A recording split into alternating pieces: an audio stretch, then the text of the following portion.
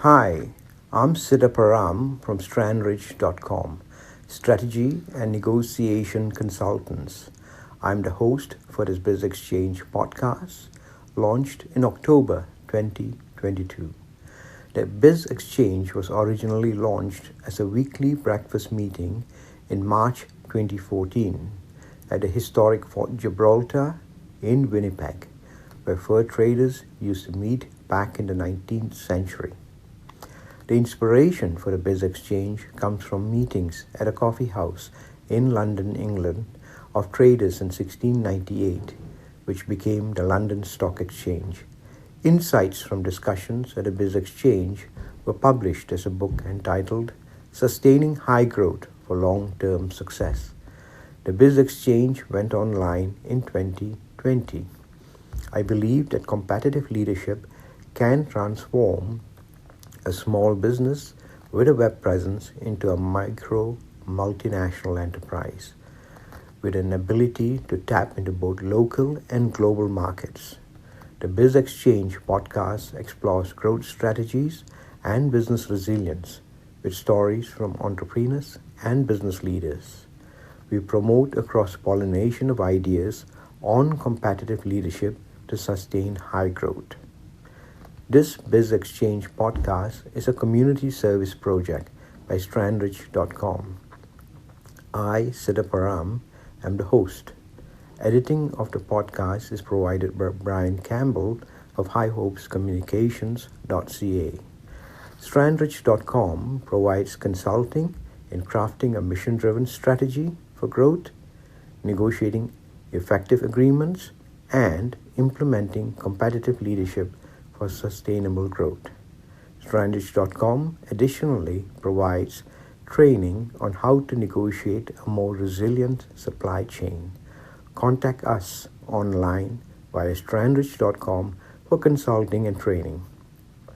We hope you find this podcast entertaining and insightful. Hello, folks. This is the Biz Exchange Podcast.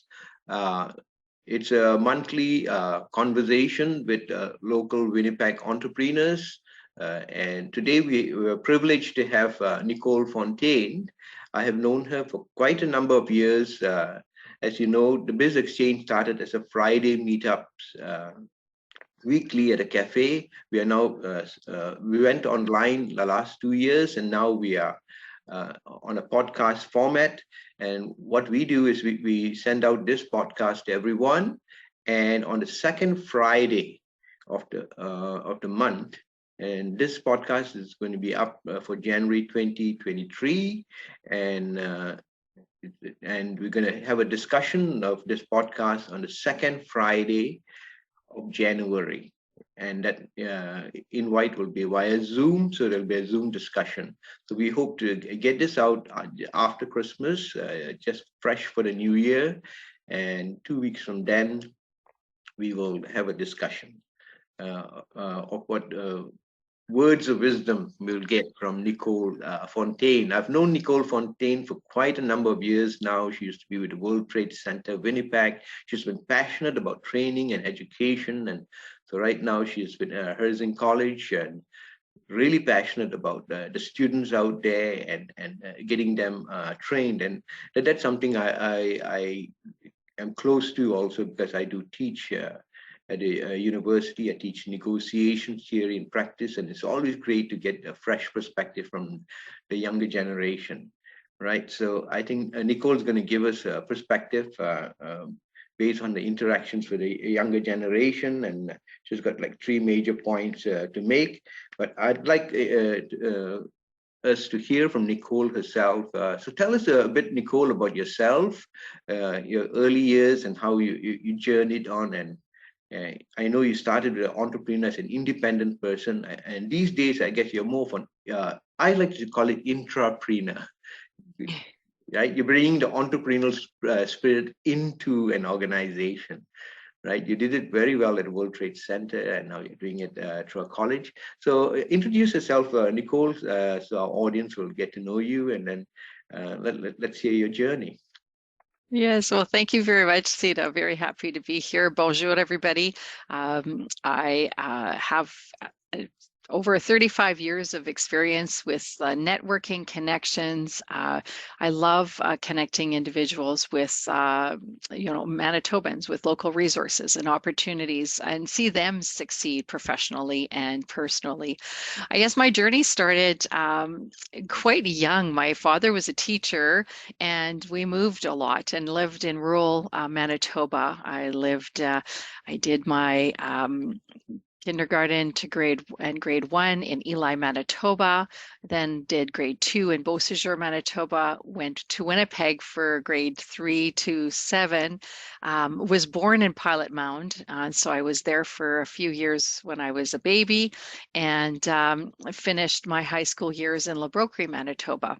Mm-hmm. Then moved on to going to Winnipeg, and there was no questions to be asked. My father, it was going to university, and I was going to l'Université de Saint-Boniface. I wanted to study in French. I did do some of my courses at U of M, as some of the courses were not available at that time. And I majored in psychology and sociology. I did a minor in political science.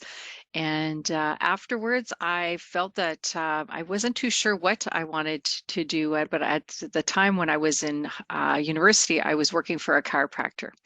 And Dr. Gilbert Bohemier was a mentor, was an amazing boss. And I think we just felt like we were part of the family. And I'll get into a bit of that maybe a little bit later as to when we're talking about being the boss and things like that, and what that could look like. But he was an amazing man, and so I did that while I was in university, and then I was graduating, and he offered me the position of office manager. Okay. So I became office manager, and was with him for over 9.5 years. Loved it. I had my daughter in the midst of all that, and came back to work. Back then, you didn't have a very long mat leave, and it wasn't easy. And then having my second child, then it was like, okay, I need to relook at everything. I loved what I did. Being a chiropractic assistant and office manager was lovely. I loved the industry. But I was just seeing that it just didn't make sense to be driving. I lived in Lorette at the time as well. So I did live in rural Manitoba, and was just saying, okay, what is a need? And I was just thinking, with 2 children, and I was carpooling and getting up at 5:30 in the morning and not getting back till 5:30, 6 o'clock at night. It didn't make sense with 2 children. Mm-hmm. And therefore, I started my own home family daycare. And it was a need in the community. I had a lot of support, made a lot of really amazing friends, and if I can also add that throughout my high school journey, I was on a lot of committees. And so that was kind of in my father's footsteps, giving back, being in committees, also, being kind of the voice for the underdogs. And if there was injustices, I really was stepping up to the plate. So what do you think stimulated your passion about that, the giving back and rooting for the underdog?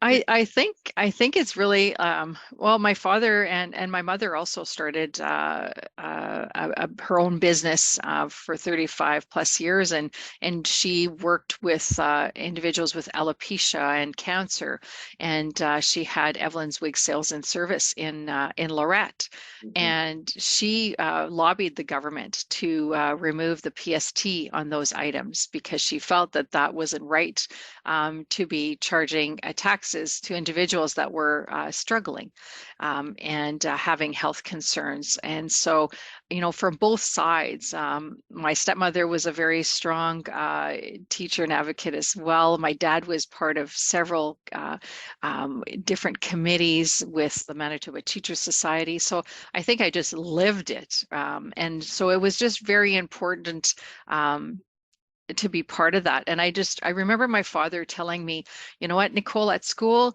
if there is a real injustice, let's say there's something that happens with your teachers, I will listen, but you better be on the right side, right?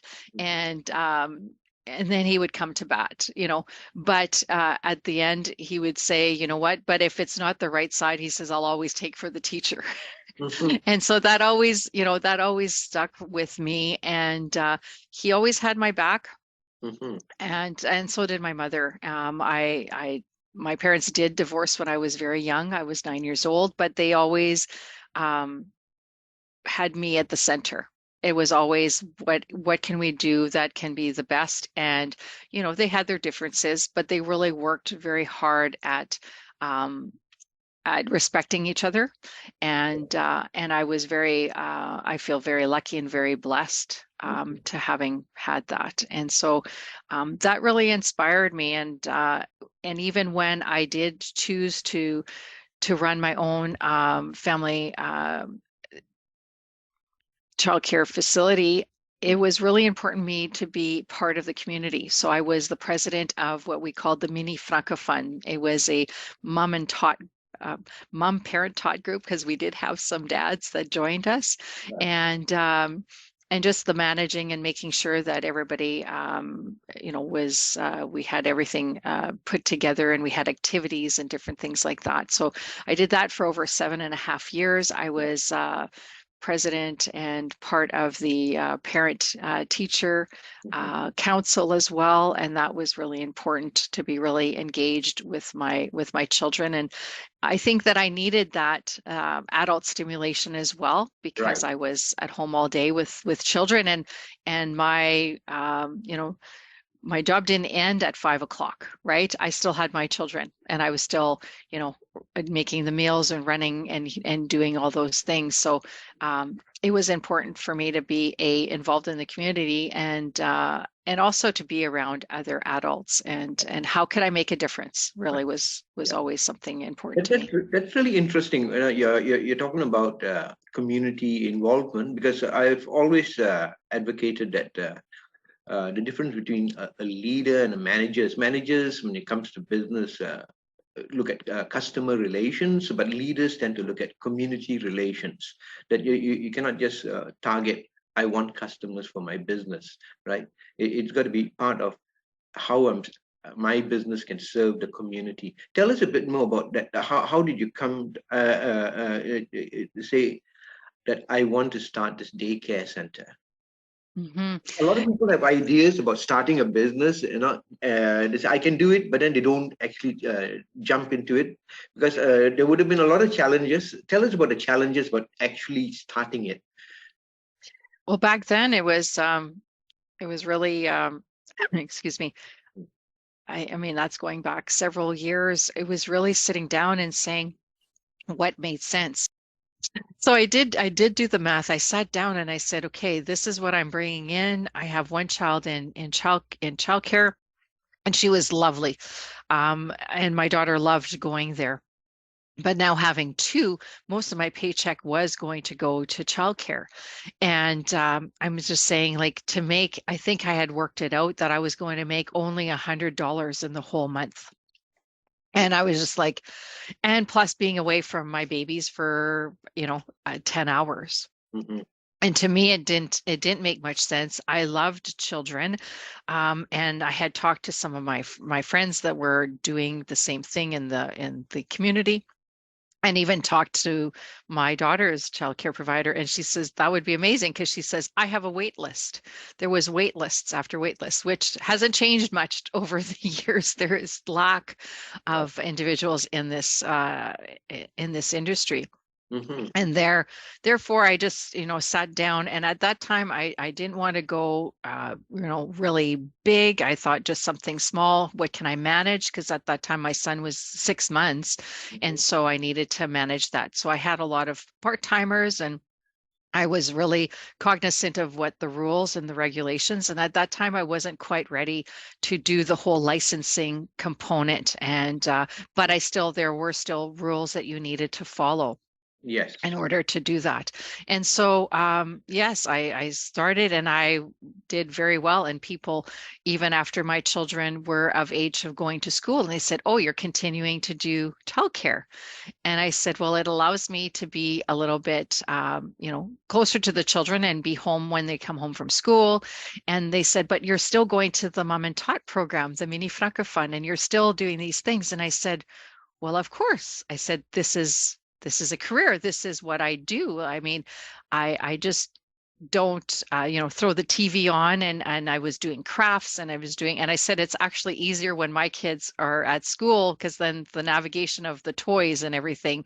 And I did have toys that were just for my children, and they were put away. And so that those were their special, because they were sharing, their room when there was nap time. They were sharing their mama. They were sharing, most of their toys. So it was a lot, right?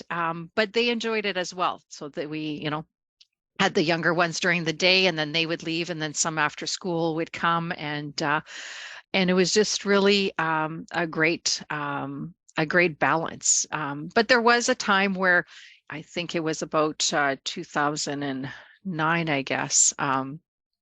Or 2006. It might have been 2006, I think. I think that's when I closed, because I think my children were at the point now, they were older. They were 12 and 9, and it was like, "Okay, Mom, it's starting to be a bit much that there's always, people, children were arriving at 7 o'clock and they were leaving at 5. And so the family support wasn't as strong at the time.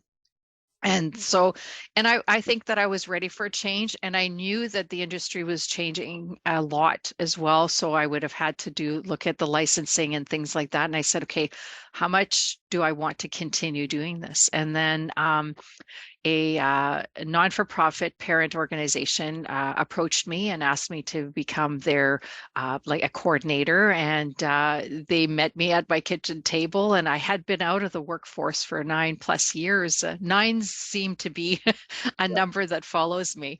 And they offered me this position where I could help other family childcare providers, as well as work with the center ones, as helping them with the on the board side. So I did a little bit more board training, and looked at the legalities. And I had a colleague that would work more so with the directors, and so we worked collaboratively, and it was great. I worked there for over 6 years, and unfortunately there was budget cuts, and then I had to kind of reinvent myself, and I was like, "Okay, now what?"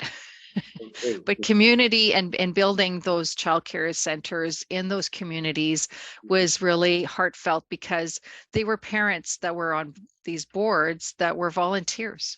Right. And just being a support for them, and making sure that they were also being protected, because there were some boards that didn't have board liability insurance. And we learned quickly on how that could affect. There was one group that they didn't have that liability insurance, and there had been, they thought the director was making payments for the staff for their everything that was needed to be remitted to CRA, and it hadn't been. So there was an $18,000 debt.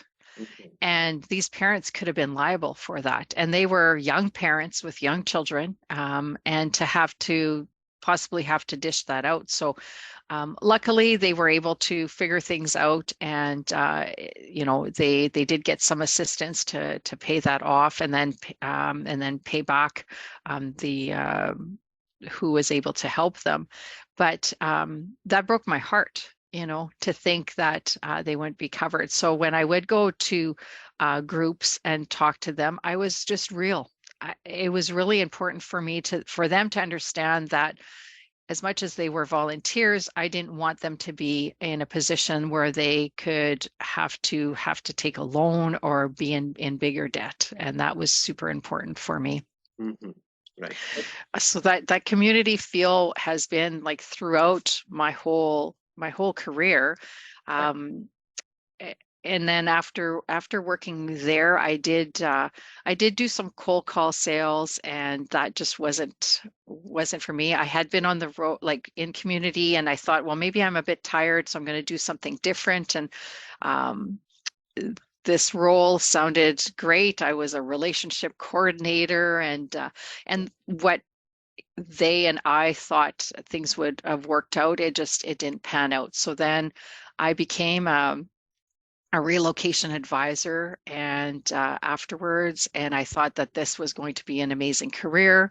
Unfortunately, as we get into to onboarding and training and individuals, I studied hard. I became this advisor. I had 94%. I worked very hard. And at times, though, I would see people sometimes crying in a corner. Okay.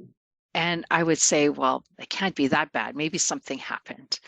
And lo and behold, about a week after graduation that I passed, it took that was in October. And I guess in December, I was one of those kind of crying in the corner and had lost 10 pounds in a week, and the stress level was crazy. Yeah. And their thought process was, on Fridays, let's bring candy and let's put on the website that we are team oriented and that we have all these great qualities. But in reality, it was nothing that we were living. I was putting 2+ hours of overtime with not being paid to try to make all the required things that they wanted me to do in a day, and I just couldn't keep up anymore. And they would tell my colleagues not to help me. Mm-hmm. And so my colleagues, though, were supportive, and they would give me a hand because I was also hired as a francophone advisor, and so they knew that if I wasn't going to stay, more work was going to come on their plate. Right. So they really, helped me out, and they said, you know what, they didn't really care about the consequences. For them, it was really about trying to help me out so that I wouldn't leave. But I just saw that the culture was just not good. And bringing me candy was not what I needed. I needed just support, and I needed to be really realistic. And so I had met my now fiance. This is going back 9+ years ago, and I looked at the Liberté and saw the position at the World Trade Center, Winnipeg, and I applied, and I told him, I said, I feel that this is where I need to be. And lo and behold, I did, get the job, and loved my time there, and did what I could. So I think from your life experience, it's like you've always been good at building connections and building bridges, right? So tell us more about that, because I met you at the World Trade Center, and you've always been good at interacting and connecting with people. Tell us more about the connections part, the difference in the rural community and then coming to Winnipeg itself. Right. As far as, connections have always been my strong point. I love making connections, meeting other people, and hearing also what their struggles are. Where are their challenges? How do I know anybody in my network that could help them? Can I help them? And if I can't help them, I possibly know somebody else that could help them. And with working at the World Trade Center, Winnipeg, it allowed me to meet a lot of people in different industries and make different connections. And I had a lot of really great opportunities, and I took advantage of those opportunities to continue to build that network and meeting individuals, and how could I better serve, right? How could I help them solve their challenge and or look at it differently? And so when the position at Herzing College, Winnipeg, came up, it was a real opportunity. It was a brand new position, so it hadn't been created yet. They had ideas of how they wanted the position to be laid out. But when I read the job posting, there wasn't one thing. Sometimes you read job postings and you say, "Well, I'll do it. It's not my favorite, but it's part of it," right? But I read each sentence and I was just like, this is me. This is me. I can do this. I can do this. And it's been amazing. The culture is really what they say it is. We base ourselves on the price success model. The price model of success, I should say. And price stands for professionalism, respect, integrity, caring, and engagement. And that is so true to my heart. And to be involved and part of a family, because we really feel that we're a family. It is written on our website. We see it on our walls, but we actually live it, and it's integrated within our courses. And we're wanting to build on that since my position has been created in the new year on some other opportunities where individuals will be able to connect. And connections and relationships are so important to me. And I've been able to bring my network with me and to help other individuals that I've met, new connections.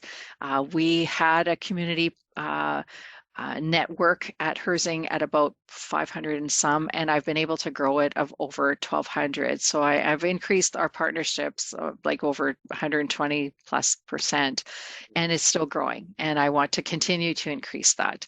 And I was able to connect, our career services with individuals that were looking for interns, and then possibly able to help have them hire. And so when I hear that one of our students has been hired by a community partner that I've been able to connect them with, it brings joy to my heart. That I've been able to have a part in also somebody else's life, because of them being able to be successful in landing a position. And that's really important to me, is to give people opportunity to be empowered. I taught the how to start a business in Manitoba for over 7+ years at World Trade Center Winnipeg, and enjoyed it. And oftentimes when I would get to the part of onboarding and human resources, and I would often say, who's had a bad boss? Right. And they would, majority of the room would all have their hand risen. And I would really stress to them that them as entrepreneurs coming in to learn about, how do I start this business? Where do I go? How do I, what are the steps? And I told them that it was super important that they knew how to properly onboard, support their staff.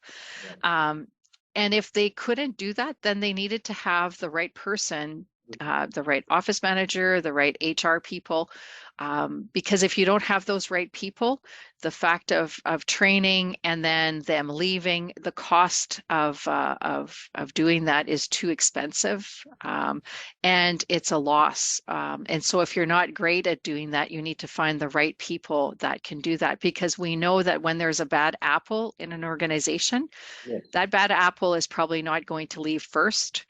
Your good apples are going to leave because they're going to say, I have no support. That's a very interesting point you just made, and that is the biggest dilemma for a lot of organizations, that whenever there's a churn, stressful situations, very often you might lose the best people first, right? And so how do we detect that in the beginning? What's your thoughts about that, and how did you kind of manage that?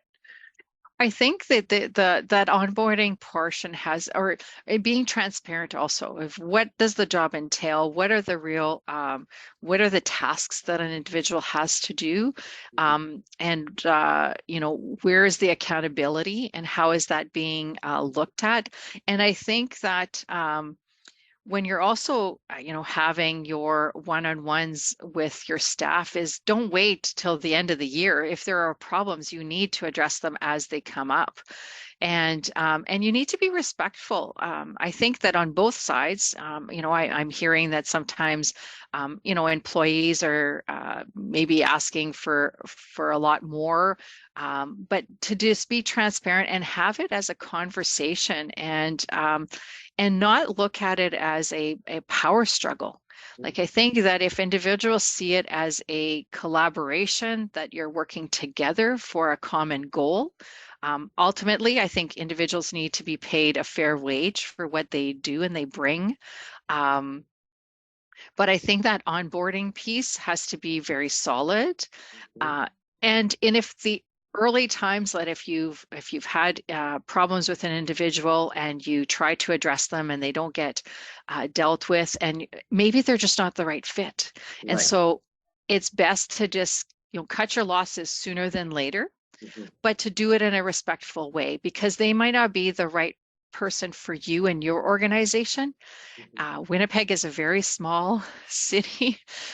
Let them go gracefully, and they might be a rock star somewhere else. And so I think that you need to look, as individuals, we need to look at us, as all of us, as collaborators, and that we all want the best, because there's nothing worse than, and I'm sure you've maybe gone to a business and the staff is not talking very nicely about the boss or the management, or there's you can almost feel that energy when you're going into a business. And I think that is just, it's just really sad, because it's not great for the entrepreneur.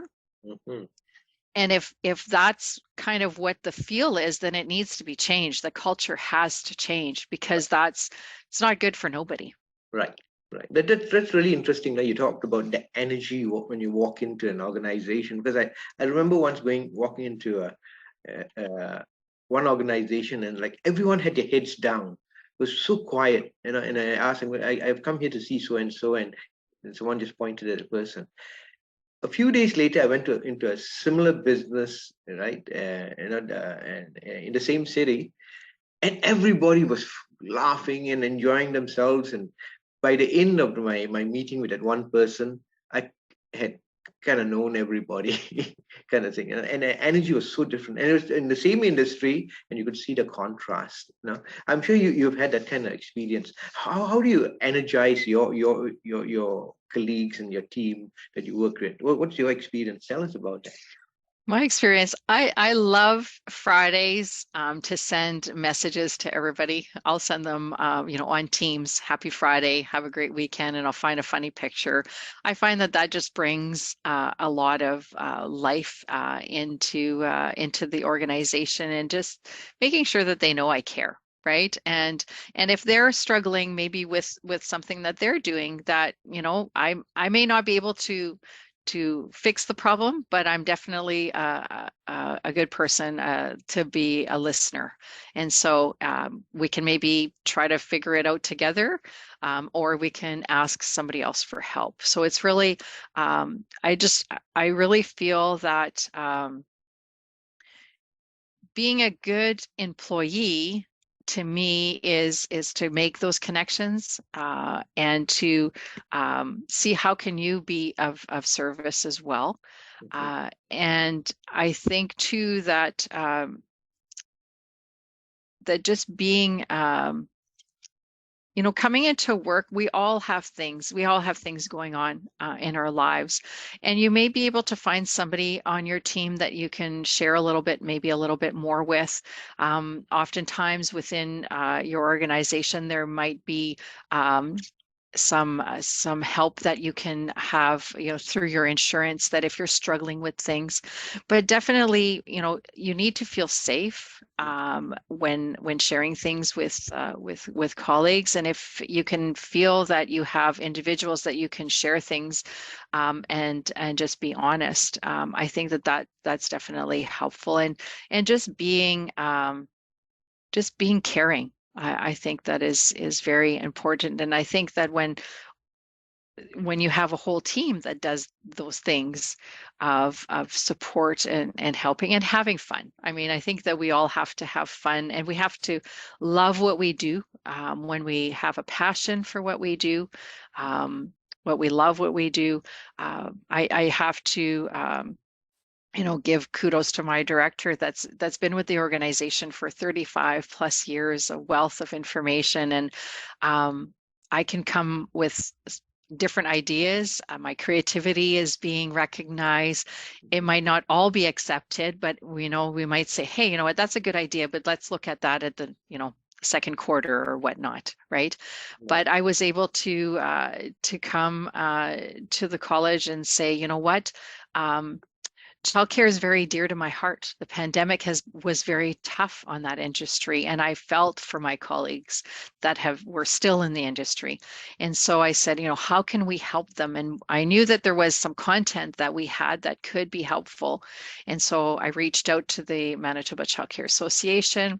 Yes. I shared with them what my idea was, and we were able to create 2 webinars and able to do that. And it wasn't a a high-paying project and things, but that wasn't what was important to my organization. So community, and I feel it, community is very, very strong. And with that, we created our community partnership scholarship, which anybody that becomes a community partner, which there's no cost, can then pay it forward. And because me and somebody else, you can share $1,000 scholarship with that person. Right. And there's no extra strings attached if they meet the requirements and they're referred to one of our programs. And the fact that I'm able to pay it forward that way, that just makes my day just amazing. And it allows our community partners also to shine, right? So because you have a connection with me, it allows you to share with your network, as well as on our professional development side, we're there to do customized training, where we also have professional development courses. And I'm working on some new initiatives that'll be coming up in the new year, to help entrepreneurs, because that is very strong in me as well. Mm-hmm. And I always, as much as Herzing's not my company, but I treat it as if it is, because I want them to succeed, which will allow me to succeed. And if I can help entrepreneurs as well, because sometimes they may not be able to do a 12-month program, but how can we give them some information and some professional development in maybe micro-credential ways, to help them move that needle and to have them succeed. Because at the end of the day, my mission is to make our city, our province, and our country shine. And if I can have a little part to play in that, then that just makes me very happy. Okay, great. That's wonderful. It sounds like you're saying here that while this is not my company, I don't own it, but I will put in as much as into it as if I do own it. Right? They've allowed you to get a sense of ownership. Yeah, correct. It's a matter of thinking of. I love thinking strategically as well. Like, how could we think outside the box? And sometimes I'm met with maybe a connection where I haven't quite seen yet.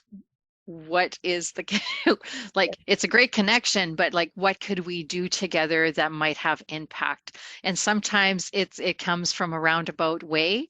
And sometimes I may meet somebody now, but it might be in 6 months from now that we will do something amazing together. Mm-hmm. So it's always to be keeping an open mind, right, and an open heart. And I think that if we all work towards the greater good, I think we'll just do amazing things. Right. I like the way you said about open mind and open heart.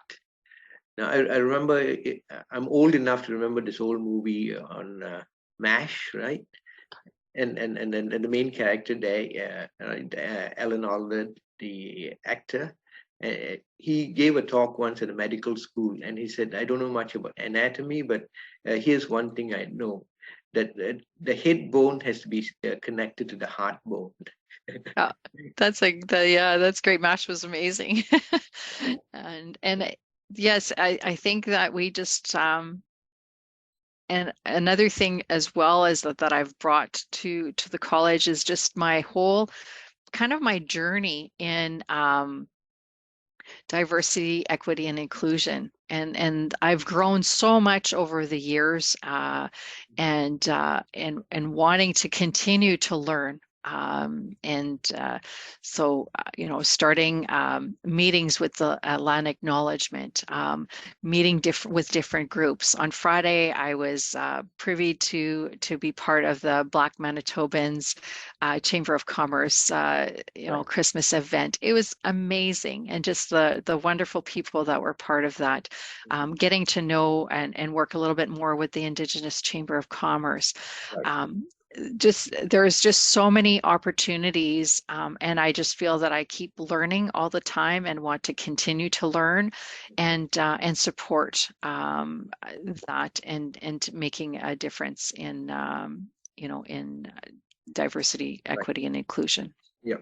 So I know you've been out there last so many months connecting with all these organizations.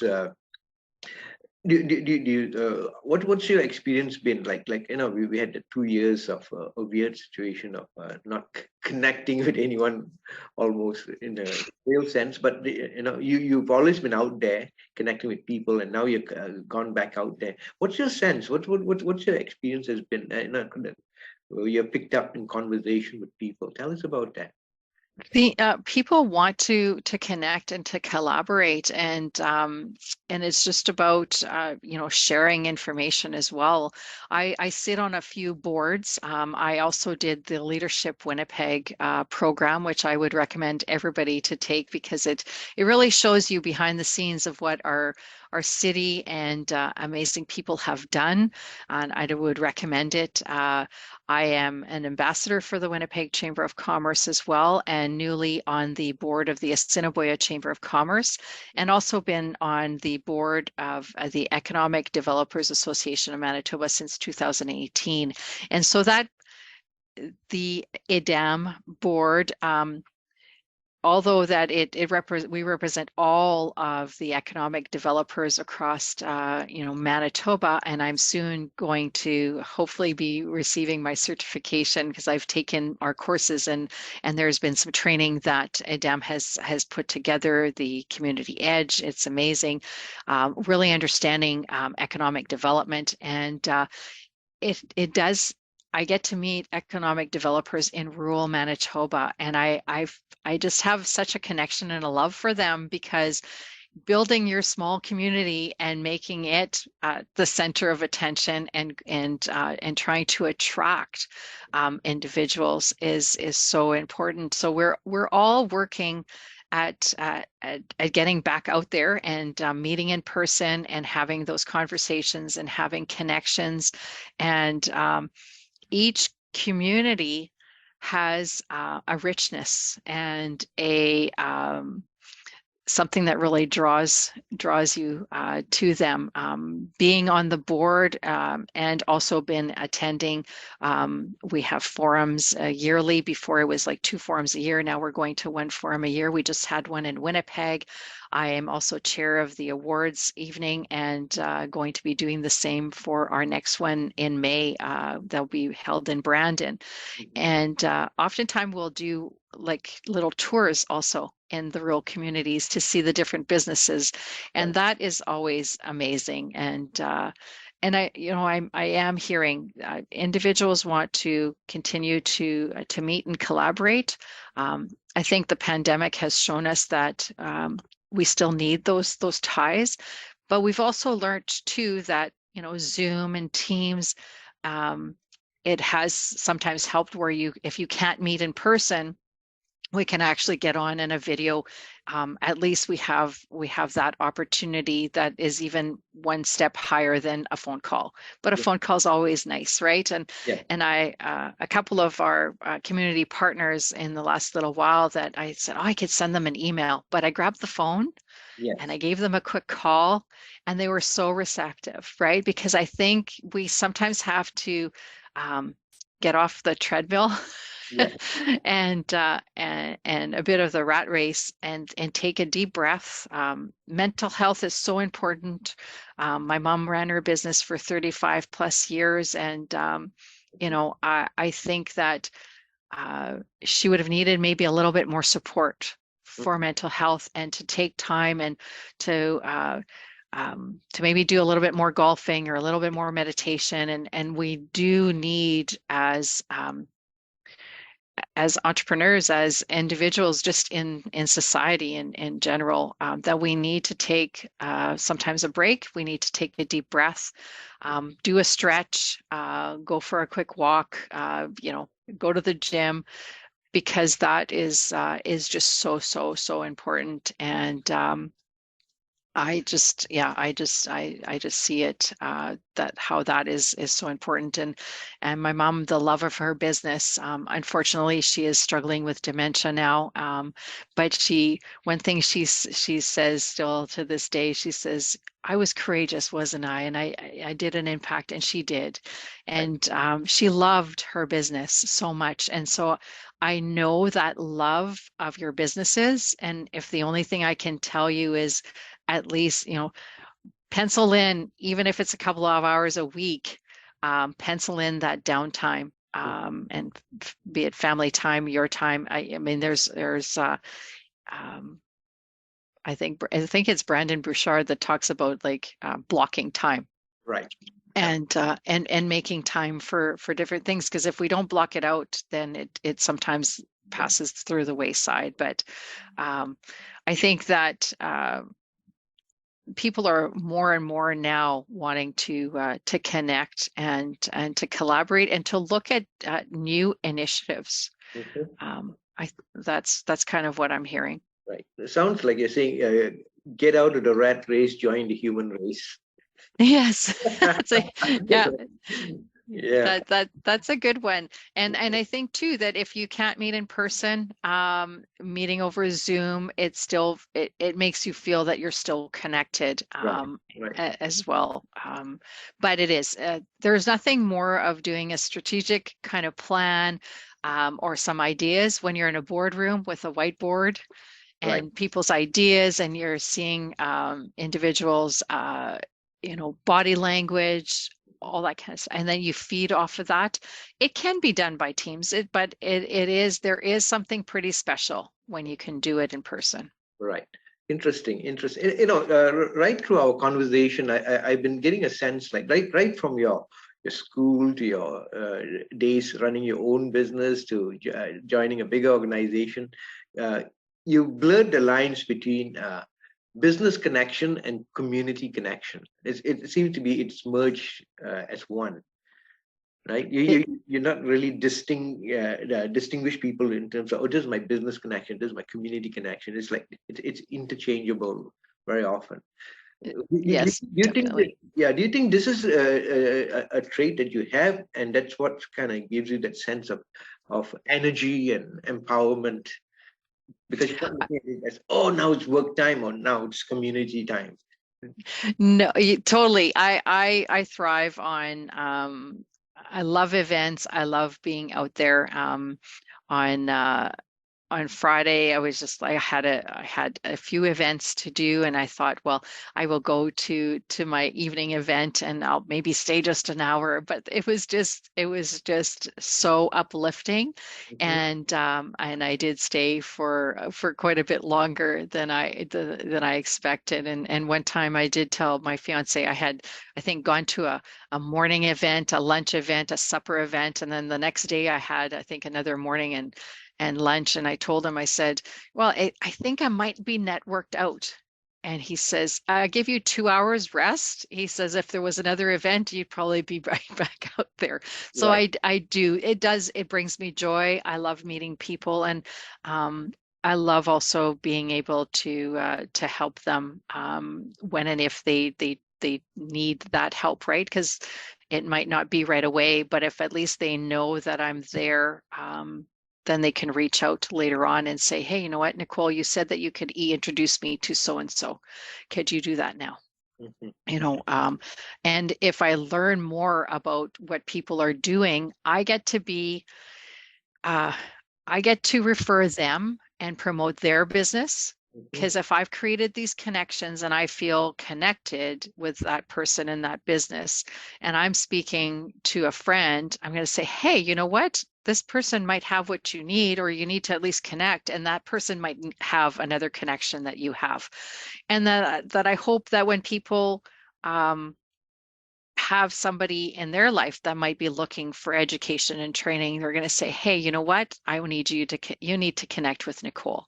So I think it's all about us helping each other, and if we can be cheerleaders for each other, Yes. it just makes it a really great feeling. So I'm always trying to listen of who am I speaking to, and how could they possibly come to help and connect. And we have just launched what we call our Umbrella Summit series, which did just that, and we're going to have more in the new year, where we have a topic, we have a few people having 10-minute little speaking on a subject, and then everybody gets to network and collaborate. And after the last summit that we just had, there was individuals that said, I did not know this person, or I had heard about them, and now I was able to connect with them, or I just saw a new connection that I was able to make. And for myself and our team, community and making and helping other connections happen is really important to us. So I just feel that I'm at the right place at the right time. Okay, It, wonderful. Wonderful.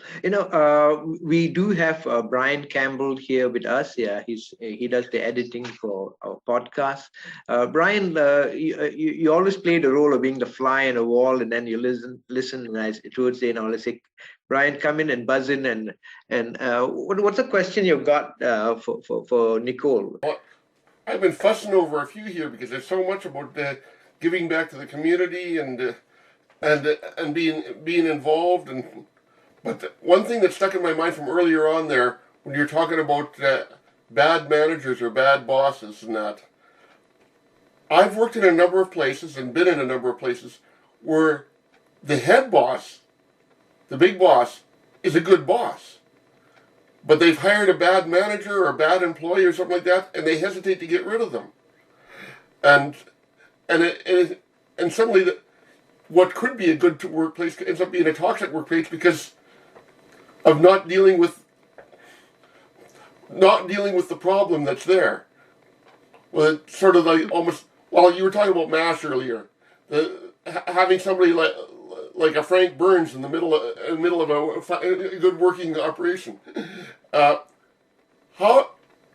do you make that tough decision to make your workplace better? To look at it and say, okay, this is where the problem is. Yes, this person's in a management position, or this person's in a key position, but they're not doing their job well, and they're making my business fail. How do you deal with that? That's such a good question, Brian. And I've heard it several times, and I've, and like I mentioned, when I was an advisor, management was the problem, like the management, and they weren't going to change at the time. And so if it is, let's say, the owner of the business, and maybe exit interviews can help them also see, but it is hard, right? Our community is very small, so sometimes individuals may choose not to do an exit interview, and that can give you some indication of what's going on. And I think that you may need to to do some interviews one-on-one with your staff to just see like where are they at, and hopefully have built a relationship that you can have, that they can feel comfortable in sharing that. It's not easy when let's say the boss is not seeing it and it's managers, or it's maybe an HR, somebody that's in HR, and individuals are maybe not feeling comfortable in sharing anything because they're like, well, this person is in HR. How is that going to happen? Not easy conversations. I think that if the person ends up leaving and they feel comfortable enough to at least tell that the business owner, because it's kind of hard, right? So if you made the decision to leave and that culture is maybe not great, but if you've able to share that with the business owner, hopefully they will take that and look at that and maybe make some changes. And unfortunately, if they don't, oftentimes the business could fall apart, which is really too bad, especially if there was something really good, and really good things there. But it's tough. I don't know that there's a right or wrong. You hope that you can create relationships that you can be honest. That person may still choose and probably will still choose to leave, or they may be able to go to the boss and say, listen, I think it's all about documentation also, right? So if you're documenting different things that are happening and transpiring, maybe the owner does not see those things and doesn't know about them. But if you can come back with concrete kind of evidence, because it's the same, right? And somebody in HR is saying documentation, right? So if they're seeing that an employee is, running late or doing things, well, they're documenting as well. So I think that the employee needs to do the same thing. Documentation is important, because how are you going to be able to say this is what's happening? Right. And sometimes maybe the owner is kind of part of all that as well without kind of knowing. And sometimes you just need to cut your losses and say, you know what, I need to, and you hope that maybe something will come out of it. But I think documentation is important, to have examples of things that have transpired. Especially bullying in the workplace. There's a lot more out there than we know or that we're hearing, right? Because individuals, it's tough, because if that's being done, you hope that there are steps and measures being taken into place. And when they're not, then I think for your own mental health, you need to look at other avenues. And that's not easy, especially if it's something that you love that you're doing, right? And that you're having to have a mind shift and say, I really love what I do, but there's certain individuals in the workplace that don't make it pleasant. That's tough. But sometimes looking at, what is going to be best for you if the situation can't change. Like I mentioned, that one place that I was at, I knew they weren't going to change. And ultimately, Brian, you're right. What happened is that business is no longer in Winnipeg.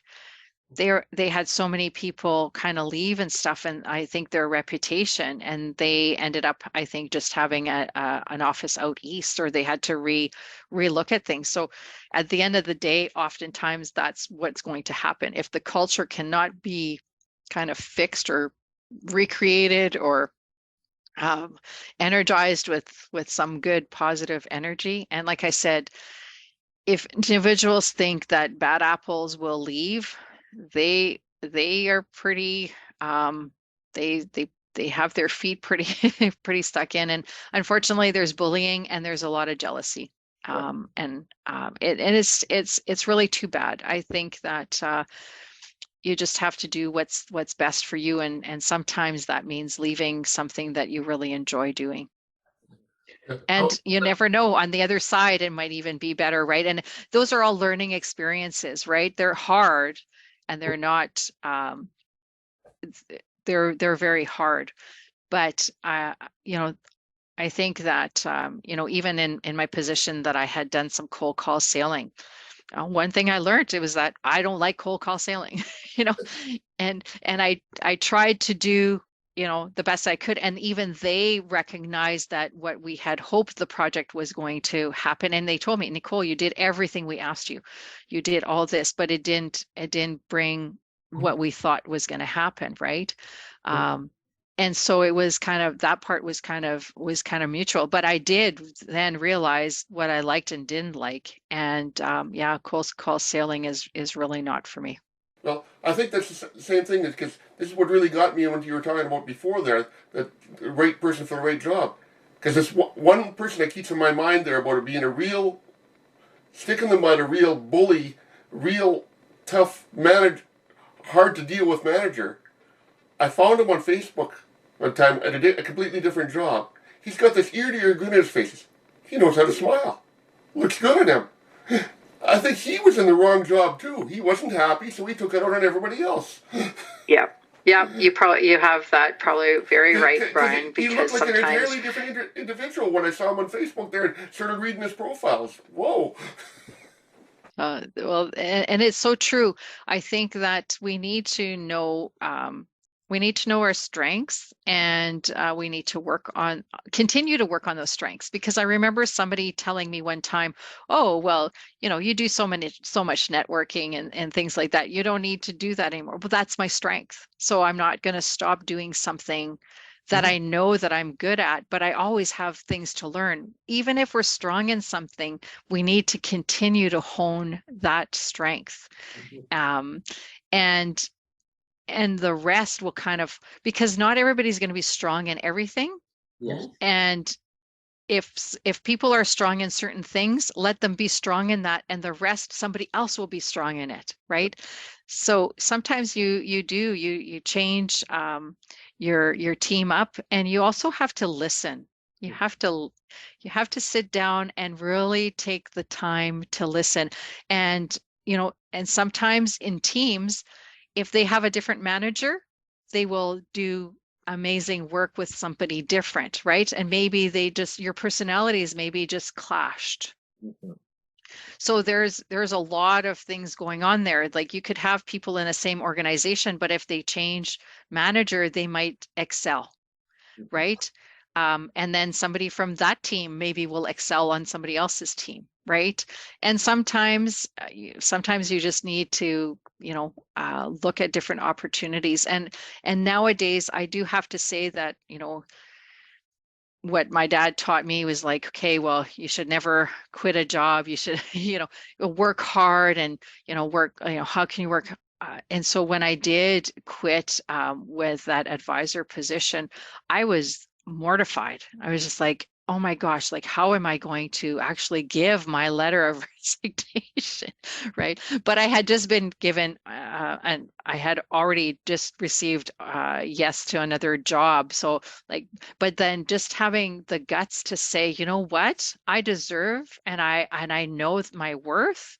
And we see that like in our youth right now, is like, if things don't feel right, they're not necessarily going to stay for years and years. Where I think that even like our parents and stuff stayed in sometimes very toxic environments and not good fits because they didn't feel that they could leave. And I think that we're seeing more now that individuals can make that choice and have a right to make that choice.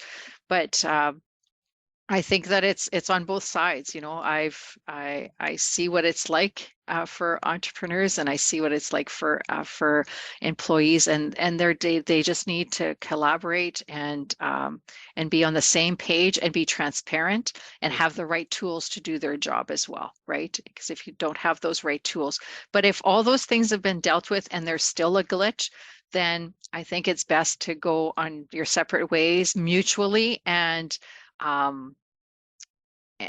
be respectful. Right. And then I think that people will find they'll find the right place or where they need to be. And sometimes individuals might see that they need to be an entrepreneur, right?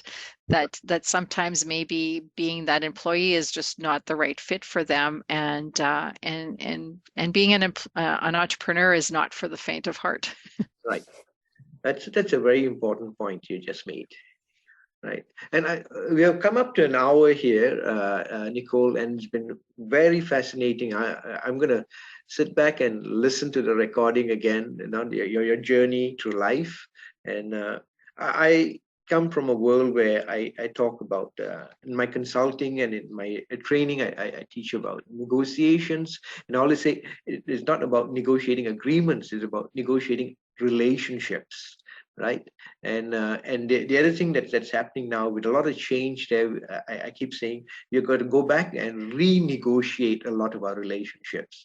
Right. And so I think your whole journey here has been a fantastic case study of continually renegotiating relationships. Right. And looking for ways to empower a team. That's another big takeaway I've taken from you. So, you're a living example of what I always advise my clients and what I teach also, right? Negotiating, empowering relationships, because that's the kind of stuff that's sustainable, right? It keeps us going, and we really must thank you for sharing, opening up and giving us, your life experience, because nothing like listening to someone's lived experience, right? And because that's the one place where we can really learn stuff. So we must thank you for sharing, Nicole. Well, thank you very much. I feel, as much as life hasn't been super easy throughout the ups and downs, but I'm very excited to be getting married. I think we're looking at next year, and I have an amazing partner that supports me 110%, because I think that my personality, if I didn't have somebody back home that was supporting me and having my back, would be a lot harder. And I'm very blessed, and I have an amazing daughter as well that is very strong. And so I'm very blessed and have a great team. And so I'm happy to have been given the opportunity to speak with you today. Right. So thank you very much, Nicole, for sharing. And what a fantastic way. We're recording this just before Christmas. It'll be out for the new year, this podcast. So, you're giving us something very uplifting here about not just your entrepreneurship experience, but also something I call intrapreneurship, bringing it into a bigger organization. And you shared your personal life, and it's all so interconnected. I can see the energy feeds into every aspect of your life, personal, community, and then work life. It's the energy, you allow it to flow. So fantastic. Thank you very much, Nicole, for sharing. Right. Thank you. Right. So, ladies and gentlemen, we've had a fantastic conversation here with Nicole Fontaine. This is the Winnipeg Biz Exchange Podcast for January 2023. We recorded it just before Christmas. So it's a fantastic thing taking us into the new year. So we'd like to thank Nicole for sharing, and she's always open to sharing more if you just reach out to her. So thank you very much, Nicole, and Brian, for joining me in this conversation. Thank you. Merci beaucoup.